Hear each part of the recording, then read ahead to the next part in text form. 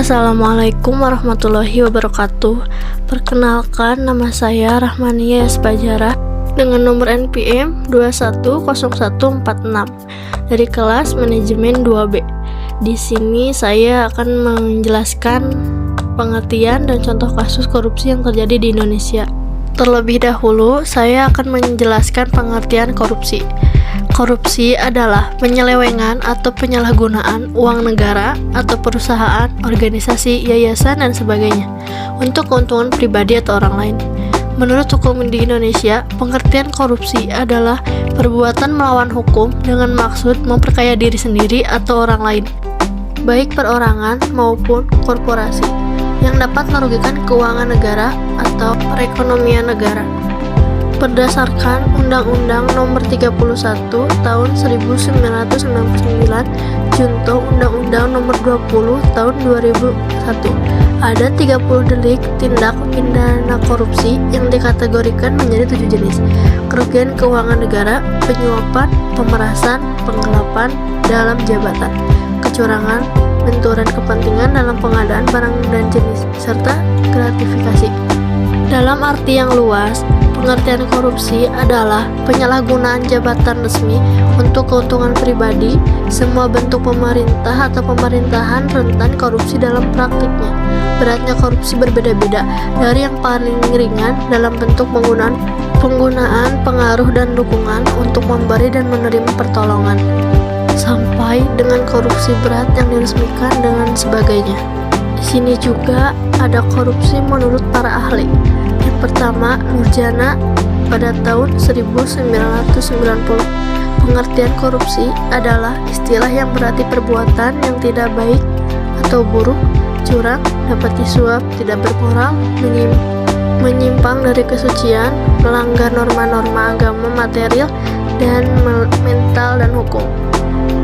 Yang kedua, menurut Junaidi Suhartojo pada tahun 1997, pengertian korupsi adalah tingkah laku atau tindakan seseorang atau lebih yang melanggar norma-norma yang berlaku dengan menggunakan dana atau menyalahgunakan kekuasaan atau kesempatan melalui proses pengadaan, penetapan, pungutan, penerimaan atau pemberian fasilitas atau jasa lainnya yang dilakukan pada kegiatan penerimaan dan pengeluaran uang atau kekayaan, penyimpanan uang atau kekayaan, serta dalam perizinan atau jasa lainnya dengan tujuan keuntungan pribadi atau golongannya sehingga langsung atau tidak langsung merugikan kepentingan dan keuangan negara atau masyarakat.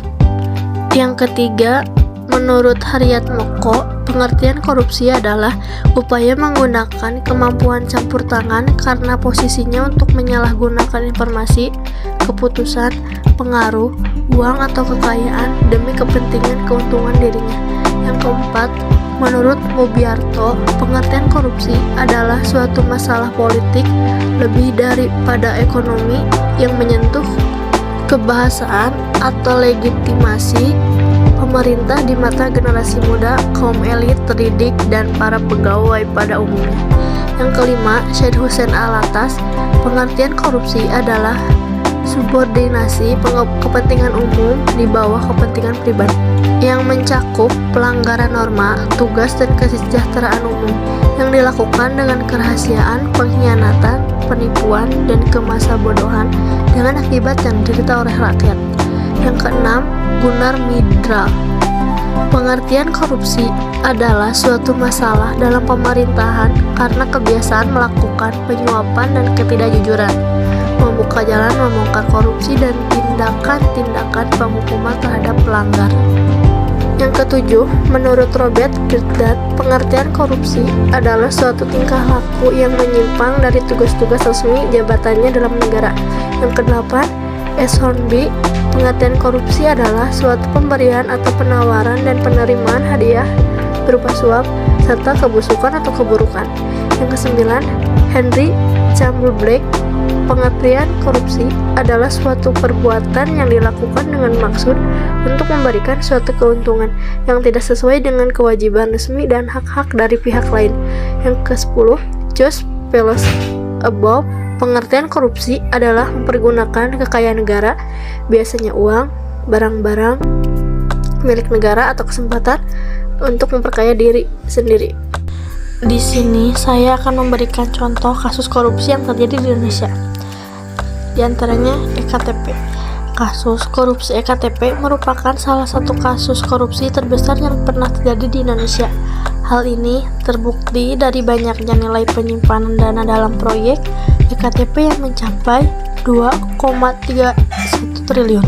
Selain itu, publik juga dikejutkan dengan penyebutan nama-nama besar yang diduga terlibat dalam kasus korupsi EKTP, seperti Ketua DPR Setia Novanto, mantan Ketua DPR Marzuki Ali, dan mantan Menteri Dalam Negeri yang mendapat predikat anti korupsi Award Gamawan Fauzi.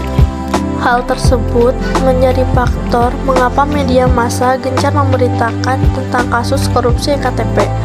Kompas merupakan salah satu media yang gencar memberitakan tentang korupsi EKTP, yaitu selama 11 hari berturut-turut dan 9 berita diantaranya menjadi headline. Ini menunjukkan adanya penonjolan aspek-aspek tertentu yang ingin disampaikan oleh Kompas melalui pemberitaannya. Berdasarkan latar belakang masalah di atas, penulis ingin mengetahui bagaimana framing harian Kompas dalam memberitakan kasus korupsi KTP dan bagaimana harian Kompas mengkonstruksi pemberitaan kasus korupsi EKTP. Penelitian ini menggunakan paradigma penelitian konstruktivis dengan pendekatan penelitian kualitatif. Hasil penelitian menunjukkan bahwa dalam memberitakan kasus korupsi EKTP, harian Kompas hanya menonjolkan satu lembaga yang diduga terlibat dalam kasus ini, yaitu Lembaga Dewan Perwakilan Rakyat. Padahal aktor yang diduga terlibat dalam korupsi EKTP bukan hanya berasal dari DPR, melainkan berasal dari berbagai lembaga seperti Kemendagri, BUMN, dan pengusaha swasta. Pada hakikatnya, DPR merupakan lembaga yang berisi tokoh-tokoh negara yang harusnya menghimpun dan menindaklanjuti aspirasi rakyat. Terlebih lagi, terdapat penyebutan beberapa nama besar dari lembaga DPR yang diduga terlibat dalam kasus korupsi EKTP. Dalam jurnalistik, ketokohan seorang memiliki nilai berita yang sangat besar, sebab semua perkataan dan perbuatan tokoh akan diawasi dan diberitakan oleh media massa. Meski demikian, media massa berkewajiban untuk tetap berimbang dan menghormati asas praduga tak bersalah dan memberitakan suatu peristiwa. Mungkin dicukupkan sekian, mohon maaf bila banyak kesalahan. Sekian, terima kasih. Wassalamualaikum warahmatullahi wabarakatuh.